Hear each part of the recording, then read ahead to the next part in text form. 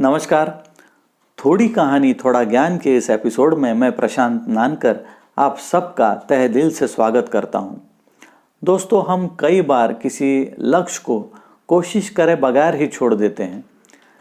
कई घटनाएं ऐसी होती है कि हमारे क्षमताओं के ऊपर से विश्वास उड़ जाता है। हम क्या कर सकते हैं, हमारी कैपेसिटी क्या है, ये हम भूल से जाते हैं।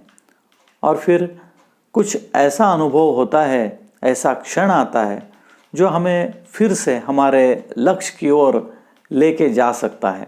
लेकिन ज़रूरत है उस क्षण को समझने की, उस क्षण को पहचानने की।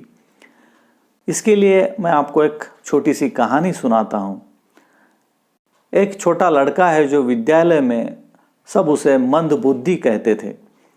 उसके गुरुजन भी उससे नाराज़ रहते थे और वो पढ़ने में बहुत कमज़ोर था। उसकी बुद्धि का स्तर जो है वो औसत से भी बहुत कम था।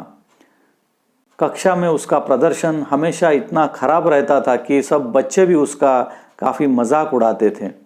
पढ़ने जाना तो मानो एक सज़ा के समान उसके लिए हो गया था। वो जैसे ही कक्षा में आता, बच्चे उस पर हंसने लगते और कोई तो उसे महामूर्ख कहते, कोई उसे बैलों का राजा कहते। यहाँ तक कि कुछ अध्यापक भी उसका मजाक उड़ाने से बाज नहीं आते थे। इन सब से परेशान होकर एक दिन उसने विद्यालय छोड़ दिया। वह दिन भर इधर उधर भटकता और अपना समय बर्बाद करता। एक दिन इसी तरह कहीं वो जा रहा था। घूमते घूमते उसे प्यास लगी। वो इधर उधर पानी खोजने लगा। अंत में उसे एक कुआं नजर आया। वह उस कुएं के नज़दीक गया। कुएं से पानी खींचकर वह अपनी प्यास बुझाने लगा। तभी उसकी नज़र उस पत्थर पर पड़ी जिसके ऊपर रस्सी बांधकर कुएं से पानी खींचा जाता था। बार बार कुएं से पानी खींचने की वजह से उस पत्थर पर रस्सी के निशान लगे हुए थे। वह मन ही मन ये सोचने लगा कि जब बार बार पानी खींचने से इतने कठोर पत्थर पर रस्सी का निशान पड़ सकता है, तो लगातार मेहनत करने से मुझे भी विद्या आ सकती है। उसने ये बात अपने मन में बैठा ली और फिर से विद्यालय जाना शुरू कर दिया। कुछ दिन तक लोग उसी तरह से उसका मजाक उड़ाते रहे, पर धीरे धीरे उसकी लगन को देखकर अध्यापकों ने भी उसे सहयोग करना शुरू कर दिया। उसने मन लगाकर अथक परिश्रम किया।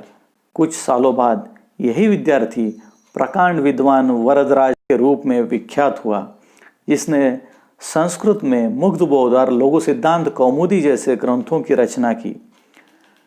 दोस्तों, इस बोध कथा का आशय यही है कि हम अपनी किसी भी कमजोरी पर जीत हासिल कर सकते हैं। बस ज़रूरत है कठिन परिश्रम और धैर्य के साथ अपने लक्ष्य के प्रति स्वयं को समर्पित करने की।